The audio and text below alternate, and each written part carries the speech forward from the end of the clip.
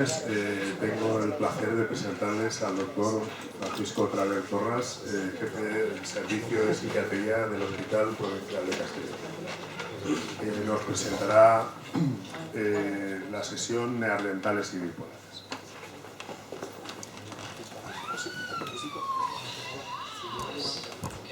Muchas gracias, José María Rives, por tu presentación. Es la sexta vez ya que me presentas en estos encuentros tan entrañables que lleváis a cabo la Asociación Valenciana del Trastorno Bipolar, y no tengo más que deciros que os agradezco la repetición en vuestras invitaciones, que se repiten de año en año, ¿no? Un poco por seguir el esquema de mis intervenciones, hoy os he preparado una conferencia que yo creo que es muy bonita, especulativa, exótica, y precisamente por eso la he traído aquí, ¿no? Porque la ciencia no solamente se compone de evidencias, sino también de hipótesis, ¿no? Y de conjeturas. Y en este sentido, a mí me gustaría pues traeros lo último de lo último, que es una teoría que ahora os la contaré y que tiene que ver, está publicada en una revista que se llama Medical Hypothesis, que es una revista que se dedica precisamente a publicar no evidencias, no eso que llamamos investigación dura, sino aspectos de la medicina que tienen que ver con hipótesis, como decía antes, exóticas, ¿no? Siempre y cuando estén bien fundamentadas, ¿no? Yo os voy a hablar hoy de un artículo que precisamente fue publicado en esta revista y que cuando lo leí me gustó tanto que me pareció interesante para vosotros, ¿no? y para traer a este evento, ¿no? Pero antes de empezar a contaros la hipótesis de Julia Sherman, me gustaría daros unas pinceladas de la causalidad, ¿no? La causalidad de las enfermedades es doble, dual, ¿no? Por una parte están las causas próximas que generan la enfermedad, y por otra parte hay lo que se llama la causa remota, que es por qué los humanos tenemos esa enfermedad y no otra, ¿no? Es decir, qué clase de adaptaciones surgieron en periodos ancestrales para que pudiéramos tener esa enfermedad y no una de conejos, por ejemplo, ¿no? Los conejos tienen enfermedades que nosotros no tenemos, ¿no? Y al revés, cada especie está especializada, pudiéramos decir, en una clase de patología. Por ejemplo, el trastorno bipolar no existe en el reino animal, aunque existen cosas parecidas, como luego veremos, ¿no? Para que tengáis una idea clara de qué es esto de la causa próxima y la causa remota, os lo voy a explicar en 4 palabras. Es decir, la gente que estamos aquí, hoy, sentados, el 80% de nosotros tenemos un gen que se llama el gen ahorrador de la insulina. El gen ahorrador de la insulina es un gen que es una adaptación ancestral. ¿Una adaptación ancestral a qué? Al hambre. Es decir, nosotros pertenecemos a un linaje de homínidos que han pasado mucha hambre a lo largo de su evolución. Es decir, que en tiempos ancestrales el disponer de ese gen era una ventaja. Una ventaja porque podíamos resistir las hambrunas, la escasez, el frío, el aislamiento, las condiciones terribles que luego veremos en los que se desarrolló nuestra especie. Pero hoy es un problema, porque como hoy tenemos una superabundancia de recursos, ¿qué pasa? Que estamos todos más gordos, tenemos diabetes, tenemos obesidad, tenemos colesterol alto, tenemos síndrome metabólico, es decir, tenemos una serie de enfermedades que tienen como causa remota el hecho de pertenecer a una especie que en tiempo ancestral padeció mucha hambre, ¿no? O dicho de otra manera, lo que entonces era una ventaja, ahora es una desventaja. Y tenemos que hacer ejercicio y comer bebidas light y tenemos que cuidarnos porque el entorno nuestro, actual, no tiene nada que ver con el entorno ancestral. Esto es un ejemplo muy plástico de las causas próximas y las causas remotas. Y además con una consideración, y es que la causa remota no implica nada en la causa próxima. La diabetes, todos sabemos qué es la diabetes, pues un exceso de insulina o un desaprovechamiento tisular de la insulina, ¿no? Eso no tiene nada que ver con la causa remota, ¿eh? La diabetes en tiempos remotos sí existió como potencialidad para resistir las hambrunas, ¿vale? Entonces, por eso se dice que hay una causa próxima y una causa remota.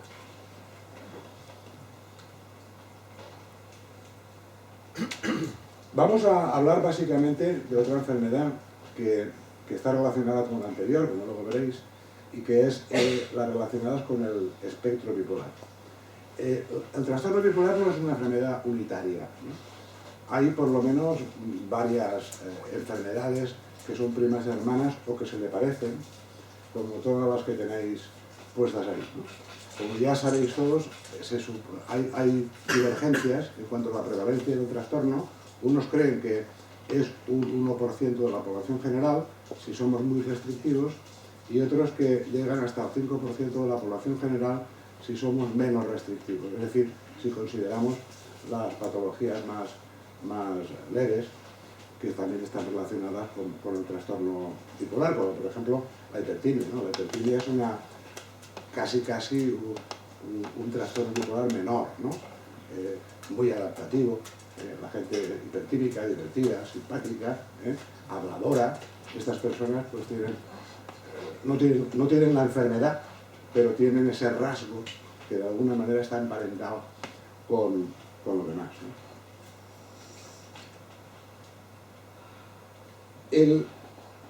La variable crítica del trastorno bipolar, según todos los especialistas que se han dedicado desde hace muchos años a pensar sobre este asunto, es la estacionalidad, ¿no? Si antes hablábamos de que la diabetes estaba relacionada con la escasez y con las hambrunas, en realidad el trastorno bipolar está relacionado con la estacionalidad. Rosenthal, que es uno de los que más saben del trastorno bipolar del mundo, ha dejado escrito precisamente que la estacionalidad y las enfermedades afectivas son pistas sobre su naturaleza. Pistas quiere decir que no es una causalidad directa, pero que son pistas de en qué nuestra especie, qué cambios produjo en el ADN para que con posterioridad pudieran aparecer estas enfermedades, ¿no? Es decir que el trastorno bipolar podría ser un trastorno de los sistemas que median la adaptación del organismo a los cambios en el entorno físico, ¿eh? Fijaros que es muy parecido a lo de la diabetes, ¿no? La diabetes también está producida por cambios en el entorno físico, ¿no? Es decir, la gente come demasiado, hace poco ejercicio, quema poco las calorías que toma, los alimentos están procesados. En definitiva, nosotros no estamos adaptados a eso. Nosotros estamos adaptados al hambre.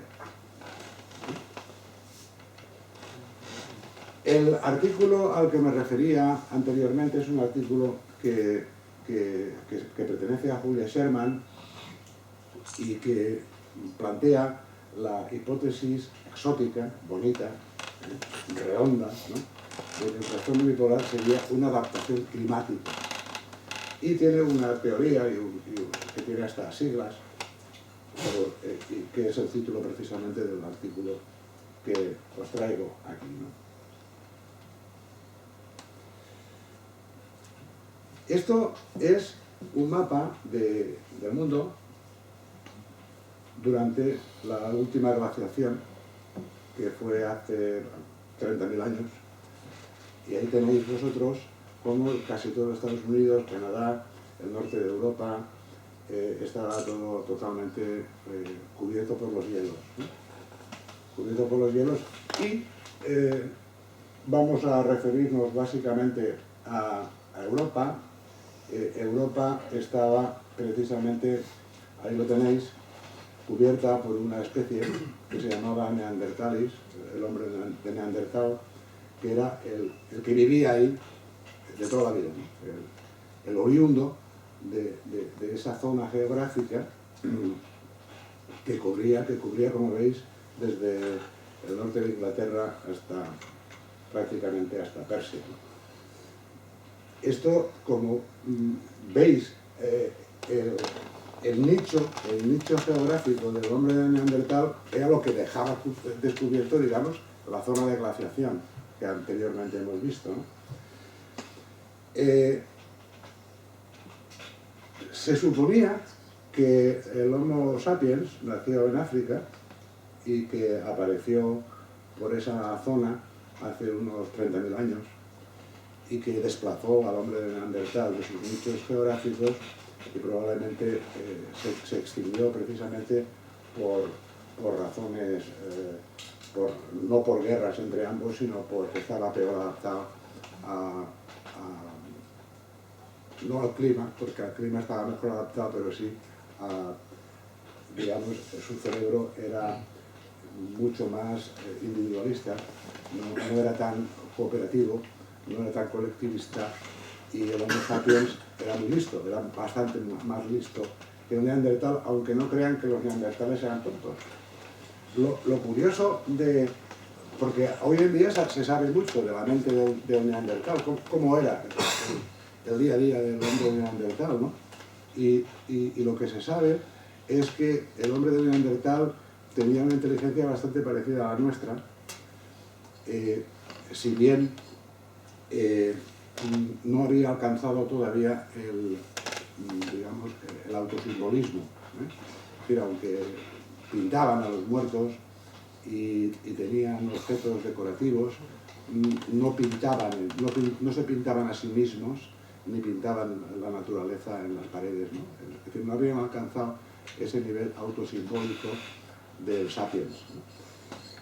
Es por eso que el sapiens tuvo tanto éxito, ¿no? El sapiens llegó a Europa en oleadas desde África. Antes de salir de África se hibridó con otros homínidos que habían por allí, y cuando llegó a Europa, pues se hibridó con los neandertales. Esta es una hipótesis nueva, porque hasta hace poco se pensaba que el neandertal y el sapiens no se podían cruzar porque eran especies distintas, ¿no?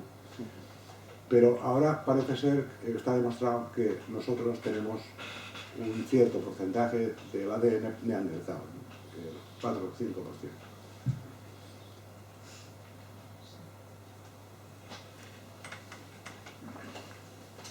Una de las ventajas que tenían los neandertales era precisamente su adaptación al frío.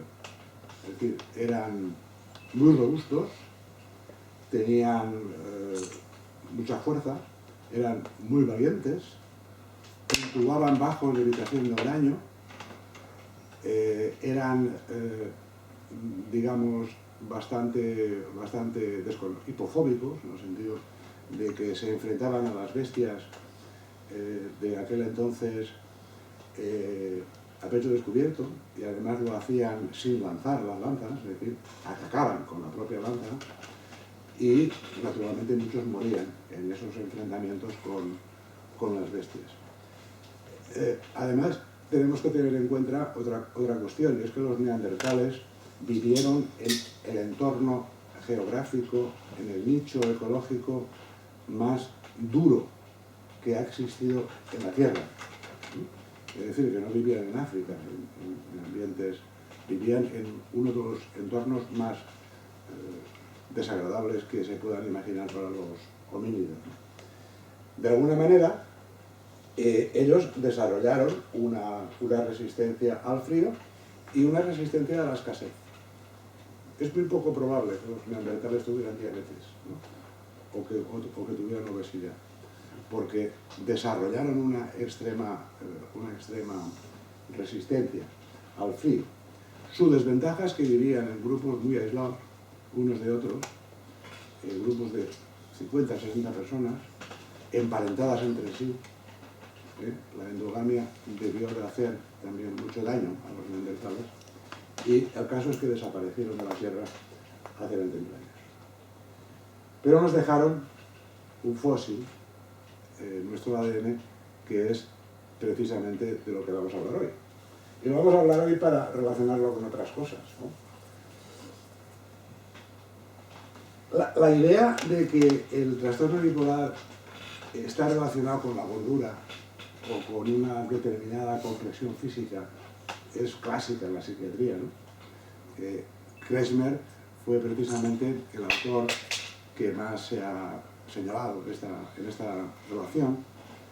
Si bien, como siempre sucede en la ciencia, los hallazgos de Kretschmer han sido refutados y aceptados cada década, ¿no? Cada década hay alguien que dice que los pícnicos están más relacionados con el trastorno bipolar, mientras que los leptosómicos están más relacionados con la esquizofrenia, ¿no?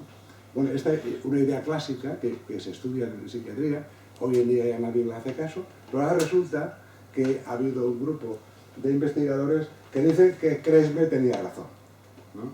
De que hay una relación entre la ciclotimia, o el temperamento ciclotímico, y esta constitución, así un poco de gordito, ¿no? Para entendernos, ¿no?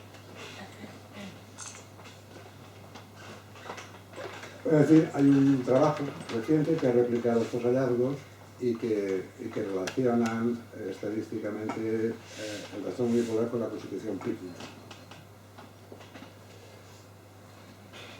Pero además hay otro hallazgo del 2012, o de hace muy poco tiempo, de un señor que se llama Svante Paavo, que es un sueco, que trabaja en el Instituto Max Planck, alemán, es decir, no es un charlatán, sino un tío que sabe mucho, un paleontólogo, que se ha dedicado a secuenciar el ADN del neandertal. Y ha descubierto que nosotros tenemos, cada uno de nosotros, pues al menos un 2% de ADN neandertal, y que, contado en términos de especie, parece ser que nuestra especie tiene algo así como un 5% de ADN neandertal, ¿no? Concluye Paavo diciendo que esto demuestra que hubo cruzamiento entre las dos especies, ¿no? Lo cual desmonta toda la teoría antigua de que no podía haber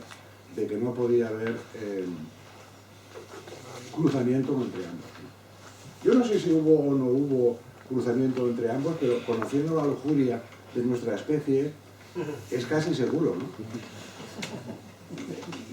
No sé cómo serían las neandertalas, pero probablemente hubo algún tipo de escarceo, ¿no? Pero hay otra teoría, y es que a lo mejor los neandertales y los sapiens procedemos de una especie anterior que a su vez era, digamos, la que nos trasplantó el erectus, el Homo erectus, ¿no? Aquí en España, en Burgos, hay un lugar que es una mina de hallazgos continuos paleontológicos sobre todas estas especies que han habitado en la península ibérica, y que cuando vas más para atrás te vas encontrando con otra especie anterior que a su vez tenía como si hubiera una continuidad, ¿no? entre especies,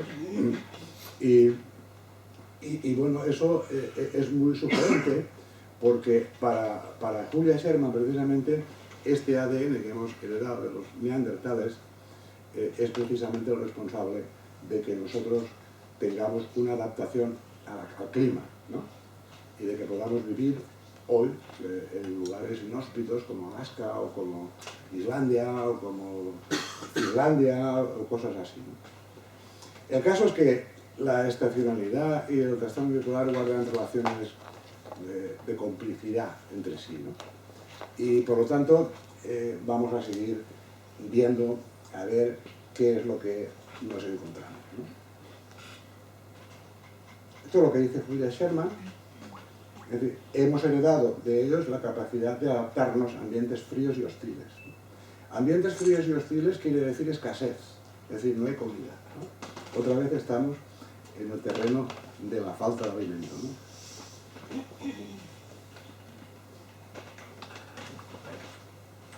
Las estaciones, que es una cosa que ya no se ve, por lo menos en Castellón, han desaparecido.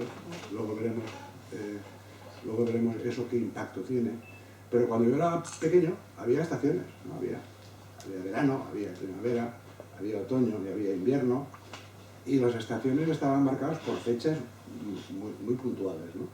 Me acuerdo que cuando yo era pequeño y no teníamos más que 2 zapatos, ¿no? Pues los zapatos los cambiábamos según la fecha que tocaba, ¿no? Es decir, había unos los poníamos el día de Todos Santos, y que a partir de entonces y hasta que nos poníamos el abrigo, los que tenían abrigo, pues entonces, quiero decir que las estaciones estaban como muy marcadas, y a diferencia de ahora, donde hoy, por ejemplo, tenemos un día estival, ¿no? Y vamos a estar así por hasta agosto, ¿no? Con un verano prolongado y largo, ¿no? Pero las estaciones tienen impacto en donde están marcadas en los individuos, y es que en invierno pues la gente se retira prop del foc, ¿no? La gente, como dice el poeta, ¿no? Prop del foc. Viven, digamos, encerrados en su casa, los días son muy cortos, y se aprovecha el invierno pues para ahorrar energía, calor y grasa, e incluso algunos animales, como veremos luego, entran en una especie de sopor, de inmovilidad, de anorexia, pérdida de líbido, y esto es lo que conocemos como la teoría de la hibernación, que ahora veremos cómo se relaciona con todo esto que estamos diciendo, ¿no? Sin embargo, en primavera, cuando había primavera, pues se interrumpe este mecanismo y aparece una fase de hiperactividad, ¿no?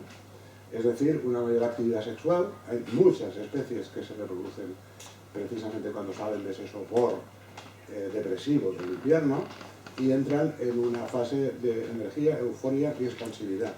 Es necesario decir que en tiempo ancestral la primavera duraba un mes, la primavera-verano duraba 1 o 2 meses, ¿no? El resto de invierno, ¿no?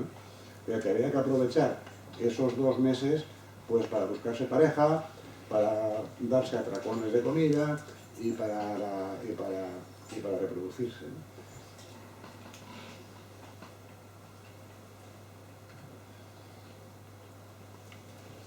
Bueno, aquí volvemos a abundar en algunas investigaciones que se han hecho en relación con la constitución pícnica.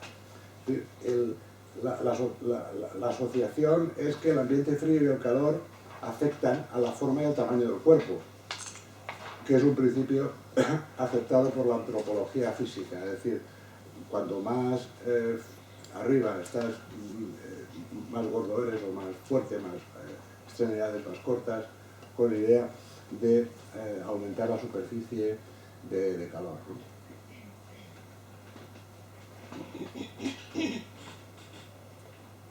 Otros autores, antes de la autora Sherman, han hablado precisamente, Rosenthal otra vez, de que el trastorno bipolar sería una adaptación al frío, y que se había producido en Europa en latitudes cercanas a la actual Inglaterra, como ya antes habéis visto en el mapa.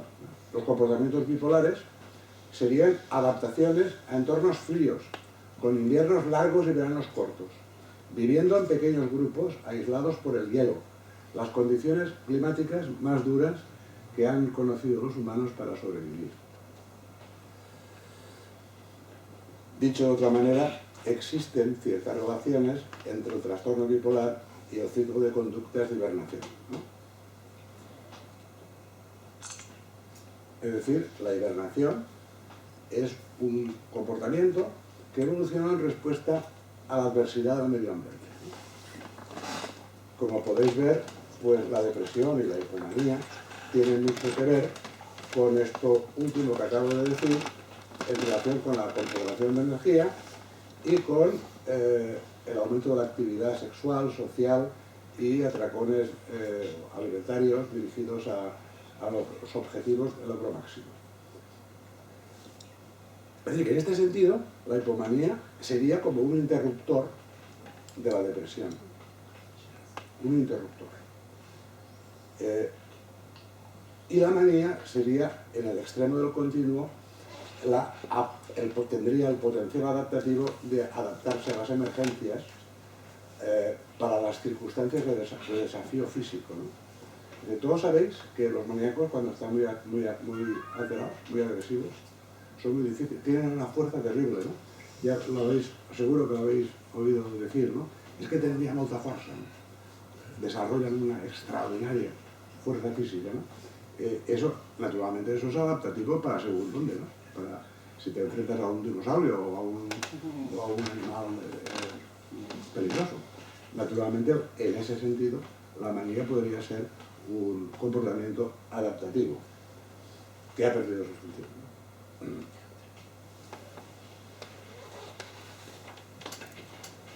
Los ritmos circadianos tienen que ver con eso que llamamos los relojes biológicos y que están relacionados con la estacionalidad. Es decir, nosotros no solamente tenemos en nuestro cerebro un reloj que nos marca las estaciones, sino también un reloj que nos marca el día y la noche, ¿no? Es decir, parece una perogrullada decirlo, pero nosotros estamos adaptados a dormir por la noche, no a dormir durante el día, cosa que los adolescentes de hoy deberían de saber, ¿no? Es decir, nosotros procedemos de un primate que era diurno, ¿sí? Que desarrolló su actividad durante el día y por la noche dormía. Es decir, se sincronizaba con los ritmos de la naturaleza, ¿no? Si os dais cuenta, en la vida actual no solamente nos hemos desincronizado de esos ritmos, ¿no? Sino que además, pues debido a la iluminación, casi la contaminación lumínica, casi no sabemos cuándo es de día y es de noche, ¿no? Es decir, nuestro cerebro no sabe si es de día o es de noche porque tenemos luz en casa y tenemos luz artificial, me refiero. Y que todo esto, de alguna manera, está jugando en contra de nuestras adaptaciones ancestrales, ¿no?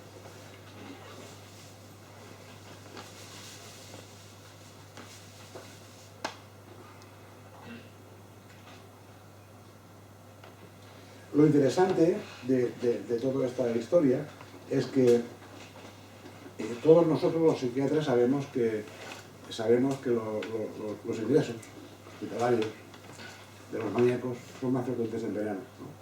Y en primavera y en verano. Lo sabemos, pero no lo hemos podido demostrar. No lo hemos podido demostrar porque los ingresos debidos a episodios maníacos pueden darse también en invierno, ¿eh? Y las depresiones ya no son de invierno. Hay depresiones de invierno y depresiones de verano, ¿no? Lo que llamamos depresiones típicas y depresiones atípicas, ¿no? Hay depresiones que no cursan con anorexia, sino con hiperfagia. Y hay depresiones que no cursan con falta de sueño, sino con somnolencia, ¿no? Es decir, que se han caotizado determinados síntomas de manera que lo que parece decirnos la evidencia es que la depresión se ha independizado del invierno y que la manía se ha independizado del verano. Pero sigue habiendo mucha evidencia por los artículos que he revisado de que la mayor parte de los ingresos de manía son en verano, primavera-verano. Es decir que la razón de esta discrepancia, de esta paradoja, ¿no? Es que el clima se ha caotizado. Es decir, el nicho climático en que estas conductas evolucionaron ya no existe. Ya no existe. Por lo tanto, ya no sirve para nada aquella adaptación ancestral que hicimos a las hambrunas. Serviría si volviéramos a las condiciones originales. Es decir, en una situación de guerra, en una situación de escasez, en una situación de catástrofe, entonces veríamos cómo eso sí que sirve, porque tenemos el gen, el 70% de nosotros, para adaptarnos a la escasez.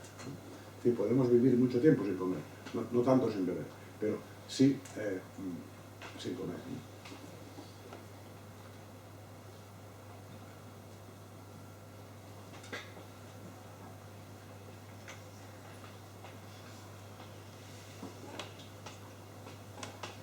Y ahora vamos a ver por qué, demonios, algunos animales hibernan y otros no. Es decir, lo curioso de la hibernación es que es una adaptación que ciertos mamíferos desarrollaron para hacer frente a condiciones extremas, ¿no? Como por ejemplo el oso polar, ¿no? El oso polar es uno de los animales que hibernan, las marmotas son otros animales que hibernan, las ardillas. Sin embargo, los primates no hibernan, excepto los lemures. Luego veremos, ¿no? Y es una buena solución. Si yo fuera un oso polar y en invierno no voy a pillar nada, pues casi que lo mejor es dormir, ¿no? Dormir y esperar mejores tiempos para poder comer y tener descendencia. Es decir, que guardar fuerzas para la primavera y vivir de la grasa, lo que tenemos acumulado en nuestra grasa. Esto es la hibernación, ¿no? Lo interesante de la hibernación es que los animales que cambian de territorio no hibernan. Los animales, por ejemplo las aves migratorias no hibernan. ¿Por qué? Pues cuando hace calor aquí se van allá, cuando están allá se van allá, y buscan siempre el nicho adecuado. Los ñúes, las cebras estas del Serengeti, que pululan por allí, por el delta aquel el delta interior del Serengeti, tampoco hibernan, pero cuando se les acaba la comida aquí, se van a otro sitio, ¿no? Y van siempre de aquí para allá, ¿no? Es decir, que la territorialidad y la hibernación tienen mucho que ver, ¿no?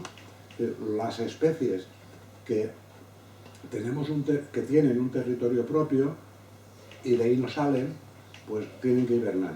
Y las especies nomádicas, es decir, los andarines gallegos, como nosotros, que siempre estamos de aquí para allá, pues no necesitamos hibernar, ¿no? Pero nosotros somos una especie andante. Nos hemos pasado la vida andando y ocupando nichos. Solamente lo tenéis que ver en los telediarios, ¿no? La valla de Melilla, ¿no? En la valla de Melilla allí hay miles de personas que quieren pasar, como hicieron nuestros ancestros, a Europa, ¿no? Quieren pasar, ¿no? Y es decir, eso demuestra que hay un instinto en nuestra especie de búsqueda de recursos que va mucho más allá de las razones que les adjudicamos, ¿no? Nosotros no hibernamos como las ratas tampoco hibernan, porque las ratas y nosotros compartimos no solamente este espíritu nomádico, sino también otra cuestión, que es que somos omnívoros. Es decir, nos lo comemos todo. Todo. Comemos carne, comemos pescado, comemos raíces, comemos fruta, comemos hojas, comemos vegetales, comemos de todo, como las ratas. Y ese es nuestro éxito reproductivo, de ahí procede nuestro éxito reproductivo, de esta característica de comérnoslo todo. Nos comemos hasta el veneno, hasta el veneno. Es decir, como somos omnívoros, tenemos esa especie de desventaja, que es que no venimos programados de serie para saber qué es lo bueno y qué es lo malo, ¿no? Sin embargo, los lemures, que se alimentan solamente de eucaliptus, pues no tienen que plantearse nada, salvo ponerse en modo depresivo durante la sequía, porque los lemures no lo hacen por el frío, sino por la sequía, ¿no? Cuando viene la sequía hacen una estribación, que es otra forma de hablar del mismo fenómeno, que es la hibernación.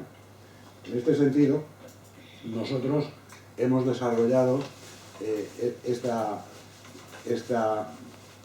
estrategia, que es la de buscar recursos allí cuando se agotan los que tenemos, lo cual nos hizo bajar de los árboles, ¿no? Porque si no todavía seguiríamos con la cola pegada en los árboles. Es muy interesante el tema de la hibernación porque hoy se sabe precisamente que el desencadenamiento de las hipomanías o de las manías no tiene tanto que ver con la luz total del día, sino con el impacto de la luz, con el primer impacto de la luz, ¿no? De hecho, hay un trabajo por ahí muy interesante que dice que en determinadas zonas, como la costa pacífica de Chile y de California, junto con Noruega, son lugares donde la luz emerge de una forma especial y este viraje brusco de la luz desencadena en algunos casos los episodios maníacos. Y además predice la bipolaridad en niños. Es decir, lo que tú contabas ayer precisamente tiene que ver con esto de la luz, ¿no? A nosotros nos vendría muy bien, ¿verdad?, lo de hibernar. Lo de hibernar, la verdad es que sería magnífico retirarse de más ruido de vez en cuando, ¿no? y aparecer dentro de 6 meses, ¿no? En algún otro lugar, ¿no? Sin embargo, en nuestra especie no existe la hibernación. Lo que existe es el sueño. El sueño, pero la hibernación no es exacta. Me refiero al sueño no REM. El sueño no REM, es decir, el sueño profundo. El sueño profundo en nuestra especie no es exactamente igual a la hibernación. La hibernación es un sueño que está más allá del sueño. Es decir, es como si estuviera muerto. Hibernar es como si estuviera muerto. Como esas películas de ciencia ficción donde los astronautas van en una especie de cápsula, ¿no? Y al cabo de varios meses de viaje les despiertan y entonces empiezan a comer y empiezan a navegar, digamos, con el piloto, la nave la llevan ellos, ¿no? Es decir, esto es hibernación, ¿no? Esto es lo que se llama hibernación. Y vosotros diréis, bueno, pero eso es ciencia ficción. Pues no, eso ya se hace, con las naves, claro. Pero ya se hace. Y ahora veremos quién lo hace, ¿no? Y por qué, ¿no? Se llama letargo metabólico. Es decir, de lo que se trataría sería de poner a una persona en esa situación de hibernación para sacarlo a voluntad cuando tocara, ¿no?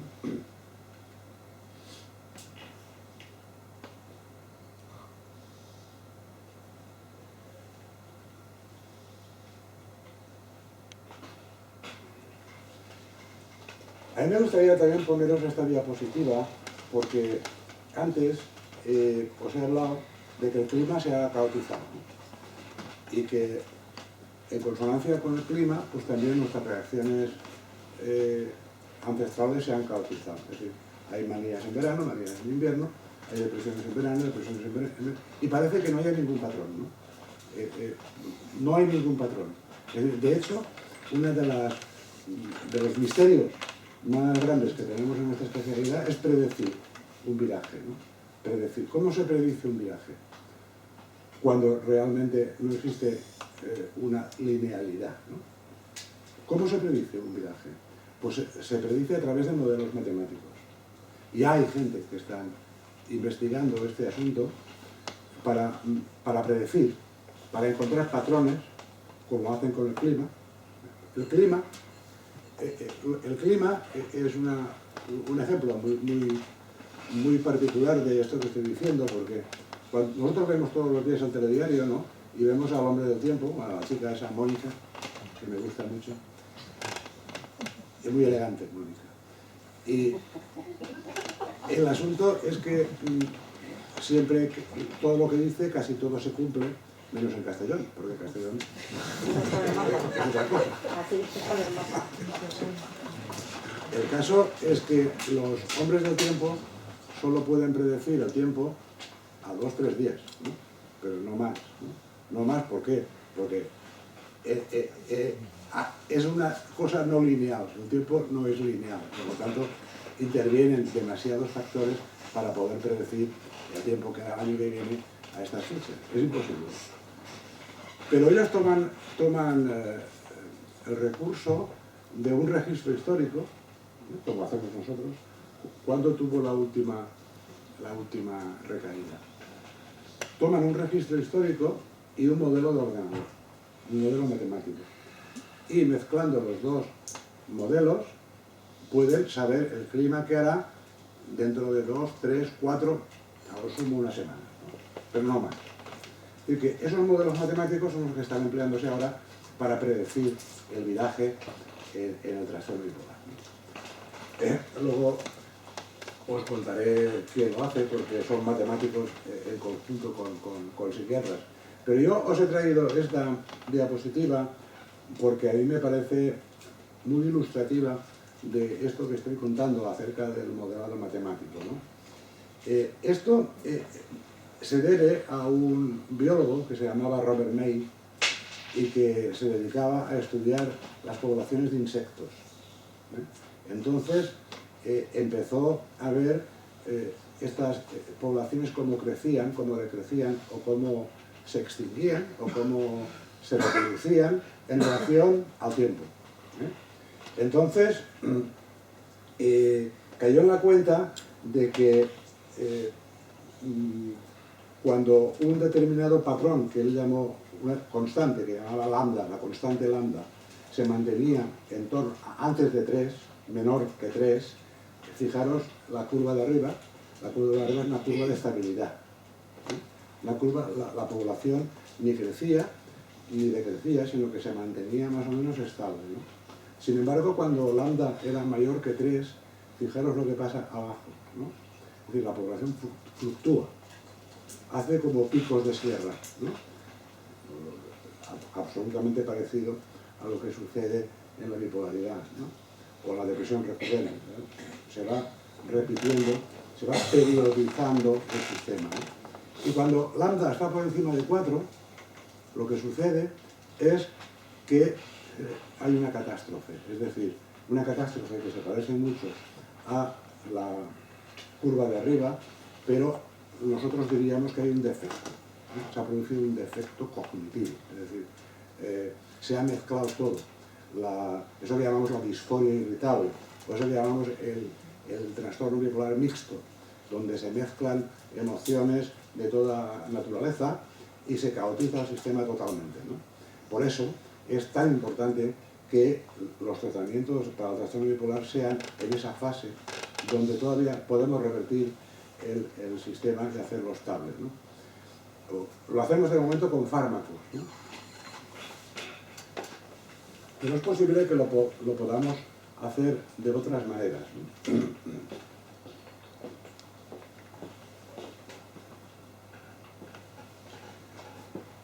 Uno de los profetas del letargo metabólico es un señor que se llama Margot y que publicó en el 2005 en una revista nada sospechosa, Science, un experimento donde indujo una hibernación metabólica reversible en ratones, ¿no? Y lo hizo al introducirlos en una cámara hermética con sulfuro de hidrógeno. En 6 horas, los científicos convirtieron los ratones de sangre caliente en animales de sangre fría, que es en esencia lo que ocurre de forma natural con los mamíferos hibernados.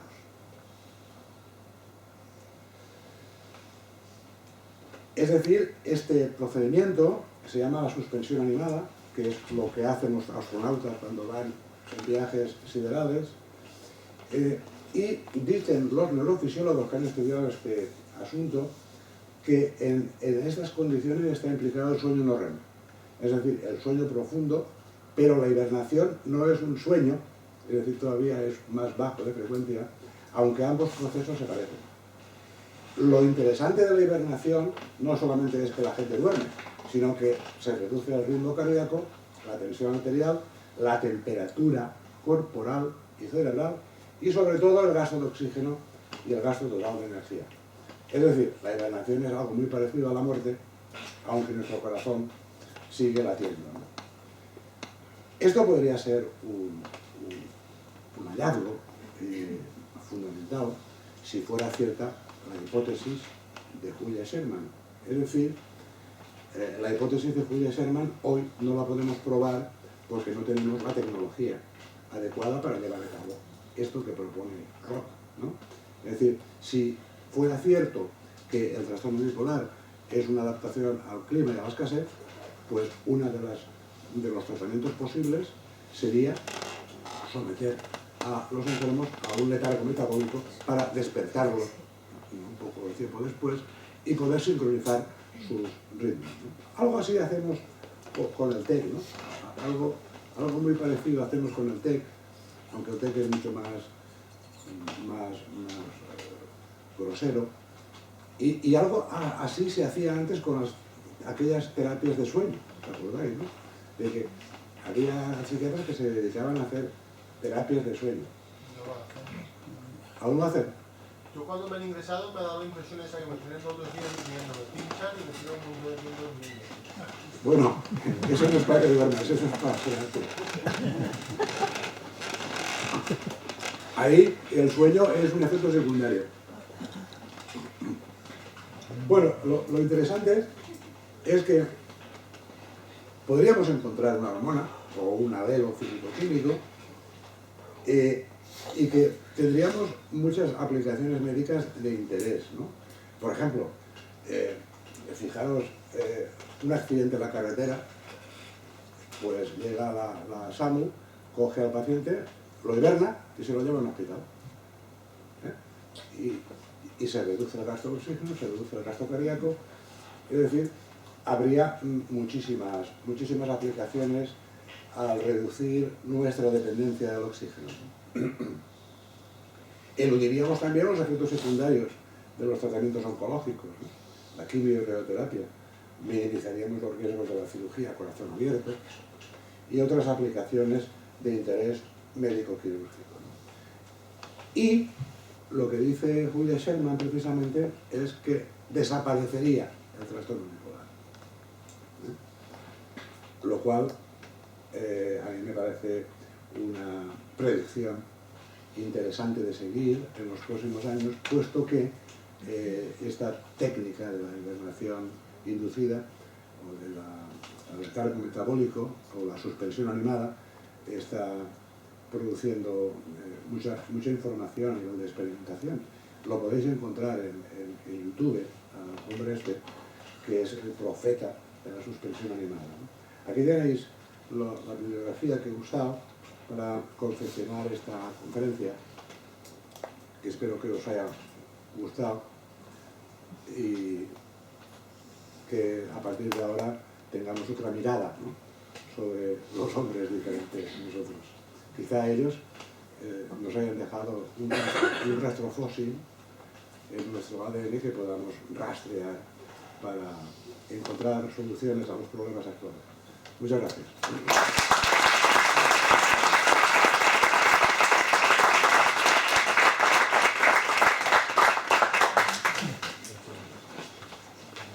¿Preguntas?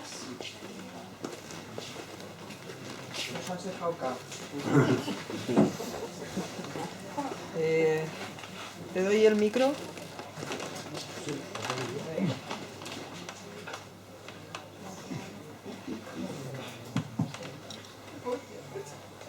Bon dia, moltes gràcies primer que res. No sé si té relació o no té relació. Perdón. Bueno, muchas gracias. Hay una pregunta, no sé si tiene relación o no, sobre la hibernación. Llevamos unos cuantos años que se ve en prensa que ante un accidente fuerte, un traumatismo fuerte o una intervención quirúrgica fuerte de corazón y demás, al paciente se le pasa a estado de coma inducido. ¿Esto se puede considerar como una hibernación o algo así?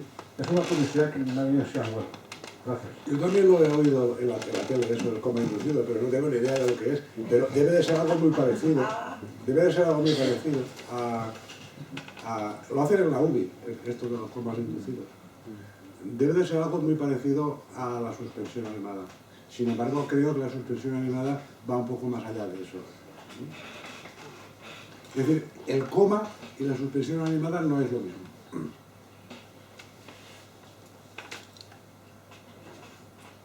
Más cosas.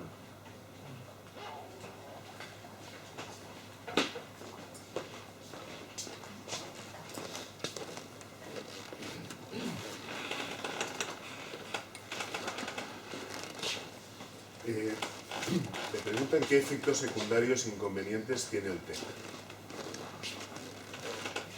Pues, hombre, yo qué sé, porque yo no doy TECs. Aquí hay un señor que da TECs y que sabe más que yo de los efectos secundarios. Hombre, los efectos secundarios es una intervención desagradable, podríamos decir. No es una cosa para aplicarla así de entrada, antes de probar otras alternativas. Es una intervención que tiene mala prensa, tiene sus contraindicaciones, que yo ahora no recuerdo de memoria cuáles son, pero que nosotros en nuestro hospital aplicamos un protocolo de TEC muy serio. Quiero decir que lo aplicamos solamente en los casos en los que está indicado la indicación. El TEC es como resetear un ordenador. Cuando se os cuelgue el ordenador, vosotros habréis probado eso de resetearlo, ¿no? Que es desenchufarlo y enchufarlo, ¿no? Eso es lo que hace el TEC. En realidad, lo que hace el TEC es provocar una crisis convulsiva. Y las crisis convulsivas se producen cuando el cerebro se regulariza. Y el cerebro, para ir bien, tiene que estar disregulado. Disregulado. El corazón, si el corazón se disregula, nos morimos. Pero si el cerebro se disregula, tenemos un ataque epiléptico. ¿Vale? Es decir, el ataque epiléptico, es decir, la convulsión, es precisamente lo que es terapéutico en el TEC. Y no y nada más que la convulsión. La convulsión resetea el sistema y lo vuelve a poner en marcha. ¿Qué piensa de la utilización de la luz, la luminoterapia y la estimulación de amanecer para prevenir la fase depresiva o down? Pues opino que la luz está implicada en la estacionalidad, como ya he contado, en la génesis, digamos, ancestral de este trastorno, pero eso no significa que todas las depresiones respondan a la luz. Eso es una de las paradojas con que nos encontramos. Solo algunas depresiones responden a la luz y las demás no. Es decir, se han independizado de esa causa, digamos, ancestral.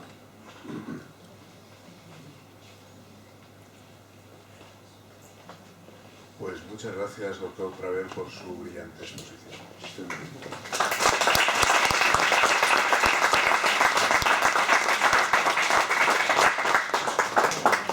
Bueno, ahora, por favor, os recuerdo, los que no hayáis entregado las encuestas que tenéis en la documentación, os lo recuerdo que las rellenéis para ir entregando.